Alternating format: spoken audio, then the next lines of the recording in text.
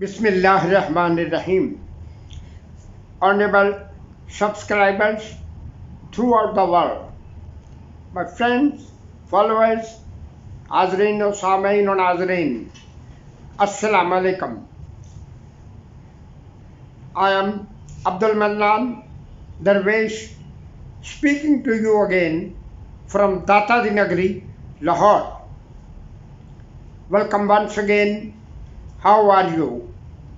उम्मीद है आप तमाम अहबाब बाखैरियत होंगे और इन मुक़द्दस अय्याम में रबीउल अव्वल के हवाले से हम अपने मिशन को आगे बढ़ा रहे हैं, मैं आप हम सब मिलकर। और अब हम ज़्यादा फोकस उस बात पे करेंगे कि माशरे के वो तबके, ख़ास तौर पे डिसेबल लोगों के वो तबके जिनकी तादाद तो सबसे ज़्यादा है, लेकिन उनको टोटली इग्नोर, नज़रअंदाज कर दिया गया है। या फिर ये है कि जिस काम में मेहनत करनी पड़े वो हम क्यों करें, मेहनत कश कौमें कोई और ही होती होंगी। तो आज हम जिस बात पे डिस्कस करेंगे वो है मल्टी डिसेबल स्टूडेंट्स और persons, multi disable community. What's mean multi disable? वो माजूर अफराद जिनमें एक से ज़्यादा माजूरियाँ हैं, 3-3, 4-4, उससे भी ज़्यादा। वालिदैन भी परेशान हैं और इदारों ने तो कसम खा रखी है कि उनको तो दाखिला देंगे नहीं, जान छुड़ाने का आसान तरीका है।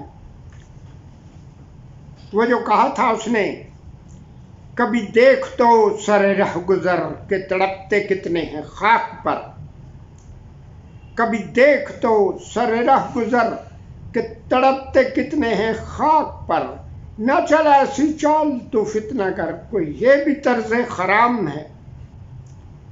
मल्टी डिसेबल कसीर माजूरियों वाले अफराद की तादाद बहुत ज़्यादा है। शुरू से मुझे अंदाज़ा है इस बात का। तो शुरू से आज हम जो इनकी हालत है वो तो बताएंगे ना, बात की बात है। मैंने जब अपनी सरकारी सर्विस स्टार्ट की 1985 में, 86 में सही मानों में स्टार्ट हुई, इंग्लैंड से वापसी के बाद, तो अल मखदूम स्पेशल एजुकेशन सेंटर जो ब्लाइंड वाला है इस्लामाबाद में 1982 में कायम हुआ था। वहाँ मैंने देखा कि बहुत बड़ी तादाद वक्ती तौर पे, क्योंकि बच्चों की कमी थी, जो ब्लाइंड थे वो तो सही थे, मल्टी डिसेबल, बड़ी उम्र के, इस तरह से, ताकि प्रिंसिपल साहब के लिए जस्टिफिकेशन ये थी कि 5वीं तक का इदारा था और वो शकील शेख साहब जो थे वो ग्रेड 19 के डायरेक्टर प्रिंसिपल थे। अब जस्टिफिकेशन ये करनी थी ना, ज़्यादा स्टूडेंट्स दिखाए जाएं। जूं इदारा आगे बढ़ा, आम स्टूडेंट्स आने शुरू हो गए, तो अब किया ये कि ये जो बड़ी उम्र के हैं और ख़ास तौर पे मल्टी डिसेबल है, इनको निकाल दिया जाए। जब ये मामला काफ़ी बड़े, ज़ियाउल हक का दौर था, ज़रा सी बात पे लोग मिनिस्टरों तक पहुंच जाते थे, अदालतों तक पहुंच जाते थे, बड़े तनाज़े, बड़ा हंगामा शुरू हो गया। दूसरे सेंटरों में भी जो 4 सेंटर थे, फिजिकल डिसेबल है, मार और डेफ एंड डम का, वहाँ भी यही मसला था। जब बच्चे आ गए, आम रूटीन के बच्चे आ गए, तो जिनके नाम पे वो इदारे चल रहे थे उनका खात्मा कर दिया जाए, निकाल दिया जाए। एक मीटिंग बहुत बड़ी वहाँ 1986 में अल मखदूम में हुई। उस दौर के जो डीजी थे सलमान फारूकी, उनका नाम था, बहुत बड़े ब्यूरोक्रेट और बड़े तेज़ तर्रार, और बाद में भी साल हर साल तक उनका नाम मुख्तलिफ हवालों से सुना जाता रहा। बहरहाल वो डीजी थे उन दिनों। وہاں یہی بات آئی کہ ان اسٹوڈنٹس کو نکالا جائے. مختلف لوگ رائے دے رہے تھے یہ جی اس کا جسمانی مسئلہ ہے، یہ تو ادھر فزیکل میں جائے گا، اس کا یہ ڈبل مسئلہ ہے، یہ تو MR میں جائے گا. یہ وہ بحث ہوتی رہی. اچانک انہوں نے مجھ سے کہا کہ آپ باہر سے ٹریننگ لے کے آئے ہیں تو آپ کی رائے کیا ہے؟ میں نے کہا جناب میری رائے یہ ہے، میں باہر سے چلو جو ہو گیا، ان بچوں کو اگر یہاں سے نکال دیں گے تو پھر یہ کہاں جائیں گے؟ بس میرا یہ ہے. کہتے یہی تو بات میں کہتا ہوں، سلمان فاروقی صاحب DG کہتے یہی میری رائے ہے. میں تو خاموش ہو گیا، لیکن پرنسپل صاحب جو تھے اور دیگر ٹیچر حضرات جو صرف تنخواہ کی خاطر، مراد لینے کی خاطر وہاں جاب کر رہے تھے، بڑی بڑی تنخواہیں اور کیا بات، اگلے دن جناب کپڑوں سے باہر ہو گئے غصے میں. اور تمام ٹیچرز حضرات جو بھی تھے انہوں نے تو پرنسپل کی خاموشی کرنی تھی نا. پرنسپل نے کہا جی آپ نے یہ کیوں کہا؟ میں نے کہا جناب میں اب بھی اسی بات پہ ہوں کہ ان بچوں کو اگر ہم نکال دیں، چلو بڑی عمر کے جو بلائنڈ ہے وہ تو کسی اور جگہ میں پرائیویٹ پڑھ لیں گے اور کسی ادارے میں چلے جائیں، NGOs میں چلے جائیں، ان بچوں کا کیا ہوگا؟ کہتے ہیں کہ ہم تو ذمہ دار نہیں ہیں نا. میں نے کہا جی وہ آپ پھر جس طرح بھی کہیں، میں نے تو بات کی تھی، آپ وہ کلاس لینے کے لیے تیار ہیں؟ میں نے کہا جی بالکل میں ریڈی ہوں. کہتے ہیں ہمیں لکھ کے دیں. میں نے کہا لکھ کے ہی دے دوں گا. میں نے اگر ایک بات کی ہے نا تو میں اپنے ایکسپیرئنس کے حوالے سے جو بات میں نے کی ہے وہ بالکل صحیح ہے، محنت والا کام ہے، میں کروں گا یہ کام. لکھ کے دے دیا جی. اب کیا ہوا، پہلی دفعہ المکتوم کی تاریخ میں 5-7 بچے جو تھے اس طرح کے تلاش کر لیے.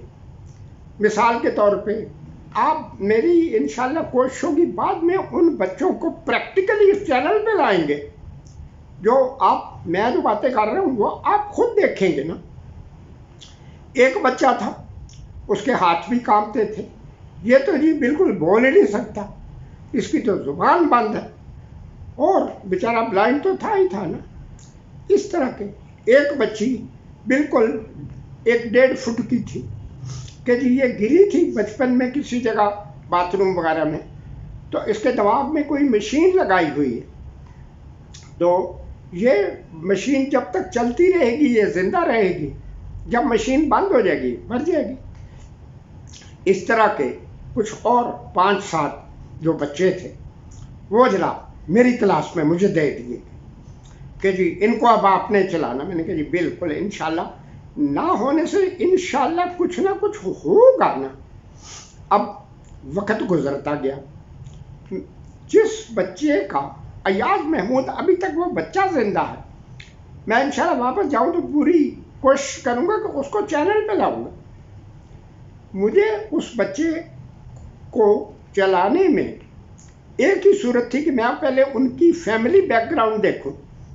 ان کے پیرنٹس وغیرہ سے بات ہوئی، سب کچھ ہوا. جب وہ بچہ میرے ساتھ انتہائی مانوس ہو گیا تو مجھے سمجھ آئی نہ تو اس کی زبان کی لکنت کوئی مسئلہ نہیں تھا، ہاتھ تھوڑا بہت کانپتے تھے، لیکن میں نے وہ پنچ بیل جو ایسے کر کے کرتے وہ اس کو لے دی. دیکھتے دیکھتے اسی المکتوم میں اس بچے نے کرسی اٹھائی. پہلے پانی کا گلاس یا کپ نہیں پکڑ سکتا تھا.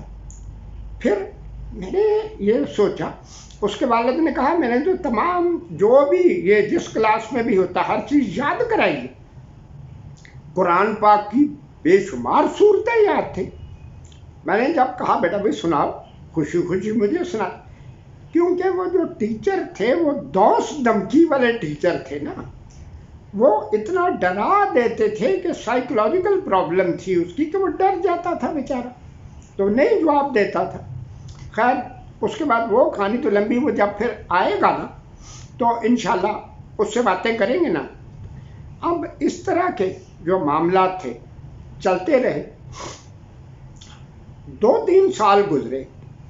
اب جب سالانہ امتحان ہو تو میری یہ رائے تھی کہ اگر یہ بڑی کلاسز میں 7-8 بچے چلے جائیں گے، بچیاں بھی تھیں بچے بھی تھے، ایک غوثیہ نام کی بچی تھی، میں نے بتایا نا کہ وہ بیچاری گری تھی تو اس کی جو فردر گروتھ تھی، مینٹل گروتھ اور فزیکل گروتھ رک گئی، اور مشین کوئی لگائی ہوئی تھی اس کے ذہن دماغ میں، جو ہی وہ مشین بند ہوتی ہوائی جہاز پہ ڈال کے کراچی لے جاتے، پھر ٹھیک ہو جاتی تھی، مشین چلا دیتے تھے۔ ایک دفعہ جب وہ بریل بہت شوق سے سیکھتے، اور جب وہ عید کے دن عید کی چھٹیاں آئیں تو بریل گریڈ 2 کرانا تھا، میں نے کہا تم اس طرح کرو نا، پرانی کوئی کیسٹ لے آؤ تو میں تمہیں ریکارڈ کر دیتا ہوں نا، تو چھٹیوں میں جو بھی ہوم ورک دینا، جو بڑے شوق سے، مجھے اب تک وہ بچی یاد ہے۔ تو اگلے دن کہتی ہے میرے ابو ناراض ہو رہے تھے کہ یہ کیوں کہا کہ پرانی کیسٹ لے کے آؤ، نئی کیوں نہ لے کے آئے؟ میں نہیں لے آئی ہوں۔ میں نے کہا بہت اچھی بات ہے، ریکارڈنگ اس کو بنا کے دے دی۔ عید کے بعد کافی دن گزر گئے، وہ بچی نہیں آئی۔ آخر میں نے ان کے والد سے رابطہ کیا، ابرار نام تھا ان کے والد کا، تو میں نے کہا آپ کی بیٹی نہیں آئی؟ کہتے بھی دیکھو نا، اب میں اسلام آباد میں کام کرتا ہوں، اب یہ ہر دوسرے چوتھے دن اگر بیمار اس طرح یہ بے ہوش ہو جائے تو پھر ہم کس طرح کراچی لے کے جائیں، اتنے وسائل بھی تو نہیں ہیں نا۔ عید کے دنوں میں مشین بند ہونے لگی، وہ بے ہوش ہوئی، تو ہم نے کہا بھائی اس نے اس ساری عمر کس طرح گزارنی، بس وہ بے ہوش ہوئی تو ہم نے اللہ کے توکل پہ اس کو دفنا دیا، یعنی فوت ہو گئی، دفنا دیا۔ اور وہ کیسٹ ابھی بھی میرے پاس پڑی ہے، انہوں نے کہا، میں نے کہا چلو اللہ کے آگے یہ ہوا۔ اس کے بعد یہ انشاءاللہ ویڈیو میں اس میں بہت کچھ آئے گا، ظاہر کیا ہے اور باطن کیا ہے یہ آپ کے سامنے آئے گا نا سب کچھ۔ تو کچھ دنوں کے بعد میں نے کہا کہ دیکھو ہر سال اگر ان کی کلاس بدلیں گے، ان بچوں کو زیادہ محنت کی ضرورت ہے۔ جس بچے کے ہاتھ کانپتے تھے اور کیا تو کیا تھا، وہ روانی سے پرکن بریلر چلا لیتا تھا۔ بریلر میں نے منگوا کے دیا، ہمارے ایک دوست تھے، انہوں نے اس کو بریلر لے دیا، پرکن بریلر، لکھ لیتا تھا کچھ نہ کچھ جتنا اس کو سمجھ آتا، لیکن اگر ہاتھ کانپتے تھے چائے کا کپ نہیں پکڑ سکتا تھا، بریلر کیسے چلاتا تھا۔ سب نے دیکھا، میں نے یہ کہا کہ ان کو 1 سال کی جگہ 2 سال لگا دینے چاہیے، آگے جائیں گے کتابوں کا بھی بوجھ ہوگا، پھر فیل ہوں گے، پھر مسئلہ بنے گا۔ اب یہ بات تو اپنی جگہ پہ صحیح تھی، لیکن جو میرے مخالفین تھے، جو یعنی پنجابی میں ہم کہیں ویلے، جو ویلے تھے، ٹیچر کہیں کلرک کہیں، جو ویلے جو تھے، انہوں نے یہ شور مچانا شروع کر دیا۔ جو پرنسپل صاحبہ نسیم مشتاق آئی تھی، تو اب تو وہ فوت ہو گئی ہیں، خدا کا کروڑ شکر ہے کہ فوت ہو گئی۔ انہوں نے اب اس طرح کے ٹیچرز وغیرہ کو ساتھ ملا کے میرے خلاف وہ ہنگامہ کھڑا کیا، کبھی ڈی جی کے پاس جا رہی، کبھی کسی کے پاس جا رہی، یہ تو پڑھاتے ہی کچھ نہیں، بچے پاس ہی نہیں ہوتے۔ میں نے ڈی جی صاحب کو بھی سمجھانے کی کوشش کی، لیکن اب میں ڈی جی کے پاس اتنا ہی جا سکتا تھا نا، خاص طور پہ اس دور میں کہ ان لوگوں نے تو ہیلوں بہانوں سے ڈی جی کیا تو سیکٹری منسٹر کیا، ہر ایک کے پاس پہنچ جانا۔ اب کیونکہ وہ اس طرح کی عورت تھی کہ وہ اپنی میری جگہ سینئر ٹیچر کی سیٹ تھی میرے پاس، اس جگہ ایک خاص عورت کو لانا چاہ رہی تھی۔ اب یہ ایک بہانہ بن گیا، بات بڑی لمبی ہوئی، اور بڑے اس وقت مجھے اندازہ ہو رہا تھا کہ شاید اب میری سروس بھی جاتی رہے اس خبیث عورت کی وجہ سے، لیکن اس وقت خدا جانتا تھا نا، میرا کام جو بھی ہوا خدا تعالیٰ میرے سے، خدا تعالیٰ کام لے رہا ہے نا، کوئی تو نہیں، میں کسی کا پابند تو نہیں ہوں۔ اچانک انہی دنوں میری پرموشن سب کی مخالفت کے باوجود، اس دور کے جو ڈی جی تھے خالد نعیم صاحب، اب بھی زندہ ہیں، وہ ڈی پی سی ہوئی اور میری پرموشن بطور ڈپٹی ڈائریکٹر ہو گئی، اور پاکستان میں پہلا بلائنڈ تھا جو اسپیشل ایجوکیشن میں ڈپٹی ڈائریکٹر کی پوسٹ پہ پہنچا اور سیالکوٹ چلا گیا۔ اگر میں نہ جاتا تو بظاہر انہوں نے پوری منصوبہ بندی کر رکھی تھی۔ بہرحال اس کے بعد پھر کہانی اور طرح ہوئی۔ وہ جب اور بچے کو بلاؤں گا ایاز محمود کو، باقی اگر کوئی ملا، نہیں تو ایاز محمود تو زندہ ہے۔ اس کے بعد اس نے قرآن پاک پورا حفظ کیا، حج کیا، بڑی باتیں ہیں انشاءاللہ۔ تو بات ہم یہ کر رہے تھے ملٹی ڈسیبل کی۔ جو وقت گزرا آبادی بڑھی، ملٹی ڈسیبل کی تعداد بڑھی، لیکن ہو کیا؟ آخر 2016 میں 15 میں میری ریٹائرمنٹ ہوئی۔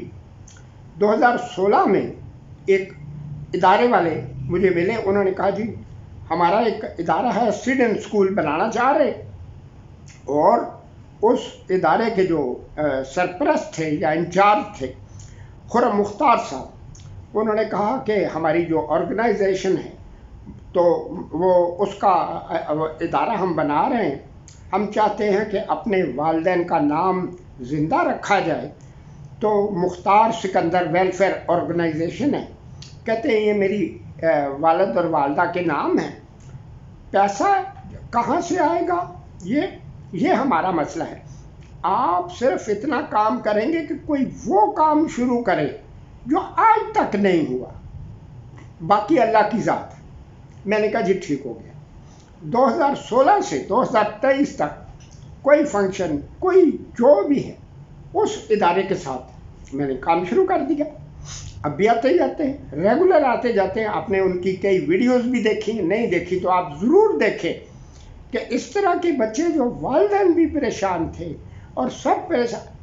ایک ادارے میں گیا، میں نے کہا یار دیکھو، آپ روزانہ کئی بچے بچیاں آپ کے پاس آتے ہیں، آپ ان کو اس طرح کر کے فرق کر دیتے کہ جی یہ تو ملٹی ڈسیبل ہیں، یہ تو فلاں کے ادارے میں فلاں، یہاں نہیں داخلہ ہو سکتا۔ ایک ادارے والے نے کہا کہ ایک صورت ہے، پہلے نمبر پہ تو ہماری بیویاں جو ہیں وہ بے روزگار ہیں، گھروں میں بیٹھی، ان کو جاب اپنے ادارے میں دلواؤ۔ دوسری بات یہ ہے کہ جو سامان ہم ادھر ادھر سے گول مال کریں، بریل کا، بلائنڈ کا، وہ سامان آپ کا ادارہ خریدے۔ میں نے کہا جی یہ دونوں شرطیں ہمارے لیے ناقابل قبول۔ کئی پھر اور اداروں میں چکر لگائے، ہر ایک کا یہی مطالبہ تھا۔ میں نے ان کو کہا اللہ کے اوپر توکل رکھو، پھر اب دیکھو کیا ہوتا۔ اور آج اس ادارے میں کم از کم 100 کے قریب ملٹی ڈسیبل بچے ہیں، اور یہ بھی ہے کچھ بچے بالکل پیرالائز ہوتے ہیں، بالکل ان کو بھی ایکٹیویٹیز سکھائی جا رہی ہیں، اور کچھ بچے جو تھوڑا بہت ان میں معذوری ہوتی لیکن ان کو حوصلہ دلایا جائے تو وہ آگے پڑھ بھی رہے، 9-10 تک پہنچ بھی گئے ہیں۔ اس ادارے کے بارے میں تو بعد میں باتیں کریں گے نا۔ آج کی یہ ویڈیو جو ہے خاص طور پہ میں اب بھی یہ ریکویسٹ ہی کروں گا آپ لوگوں سے، سب سے، کہ آپ ان ملٹی ڈسیبل جن کی تعداد بہت زیادہ ہے، اور والدین یہی سوچتے ہیں، والدین کو یہ بتایا جو جاتا ہے کہ یہ تو بالکل یوز لیس قسم کے بچے ہیں، ان کا تو کچھ ہو ہی نہیں سکتا۔ وہاں میں نے شروع سے ان کو بتایا، سیڈن اسکول والوں کو جو راولپنڈی میں ادارہ موجود ہے، کہ بھائی والدین کو سمجھائیں، ہم پہلے والدین اپنے بچوں کو قبول کریں تو پھر ہم سے تو جو ہو سکے گا ہم کریں گے ہی نا، لیکن ان بچوں کو قبول کریں اور مل کے ہمارے ساتھ چلے۔ اور واقعی جو والدین تھے ان کی یہ سمجھ میں بات آ گئی۔ اب کسی کو ویل چیئر میں ڈالنا ہے، کسی کو کس طرح کرنا ہے، جو جب بھی کوئی فنکشن ہوتے ہیں ادارے کے باہر ہو یا ادارے کے اندر باہر ہو، والدین اپنے بچوں کو لے کے ہمارے سے پہلے وہاں پہنچے ہوتے۔ جب والدین نے قبول کر لیا، محلہ، شہر، وہ تو پھر قبول کرے گا ہی کرے گا نا۔ تو یہ ایک میں سمجھتا ہوں میری زندگی میں اللہ نے مجھے 1970 سے بڑا موقع دیا جو میں نے کام کیے، لیکن میری زندگی کی تمام ایکٹیویٹیز ایک طرف بہت اللہ نے موقع دیا نا، لیکن یہ سیڈن اسکول والے بچوں کو موٹیویٹ کر کے ریہیبلیٹیٹ کر لینا، یہ اتنا بڑا کام ہے کہ میرے جانے کے بعد بھی انشاءاللہ یہ کام چلتا رہے گا۔ اور آپ بھی اس نئی بات پہ ضرور غور و فکر کریں اور میں آپ ہم جو آگے بڑھیں گے انشاءاللہ ان بچوں کا انٹرویو کریں گے، ان کے پیرنٹس کا انٹرویو کریں گے. چھوٹے موٹے قصے کہانیاں چلتے ہی رہتے ہیں نا، فلاں کا دن تو فلاں کا دن، یہ تو عام لوگ بھی کر لیتے. تو آخر میں جاتے جاتے ایک بات اور کر لیں کہ وہ بہت بڑا ادارہ اور بڑی محنت سے بنا ہے. پنڈی، اسلام آباد، جہاں جہاں بھی آپ میری بات سن رہے ہیں، یہ دیکھ رہے ہیں، آپ کو کسی بھی اس طرح کے ملٹی ڈسیبل بچہ، بڑا کوئی بھی ہو، کسی عمر کا ہو، آپ کو ہم یہ ایڈریس پورا ادارے کے بارے میں پورا بتائیں گے، ایڈریس دیں گے. آپ میرے ساتھ رابطے میں رہیں گے. کوشش کریں، ہمارے آپ لوگوں کی چند منٹ کی کوشش ممکن ہے کئی لوگوں کی زندگیاں بدل دیں گی. میں نے تو اپنی زندگی میں دیکھا ہے نا. میں نے ہمیشہ لوگوں سے ریکویسٹ کی کہ یار کوئی بھی ڈسیبل آپ کو کسی طرح کا ملے، کوئی مسئلہ ہو، عمر زیادہ ہو گئی ہے جی، یہ ہے، شادی کا مسئلہ ہے، کوئی مسئلہ، ملازمت کا مسئلہ، اللہ کا شکر ہے کہ جس نے بھی میرے سے رابطہ کیا، خدا تعالیٰ کی کرم نوازی، کیونکہ خدا خود کام کر رہی ہے، وہ خالی ہاتھ نہیں گیا. تو آپ سے دوبارہ میں یہی کہتا ہوں کہ آپ میرے سے رابطے میں رہیں، اور آپ کو پورا جس کو ادارے کے بارے میں sadden school for multi disable children Rawalpindi Ayub park کے نزدیک وہ موجود ہے، لیکن ڈائریکٹ میرے سے رابطہ کریں تاکہ میں آپ کا کام اپنا کام سمجھ کے کرواؤں، اور آپ کا جو جاننے والا بچہ ہو یا بچی ہو، جو بھی ہو، اس کا کوئی نہ کوئی ریہیبلیٹیشن کا حل ہو جائے. اور وآخر دعوانا ان الحمدللہ رب العالمین، والسلام سبحان ربک رب العزت عما یصفون، والسلام علی المرسلین، والحمدللہ رب العالمین، وصلی اللہ تعالی علی خیر خلقہ نور عرشہ واہل بیتہ اجمعین برحمتک یا ارحم الراحمین. والسلام.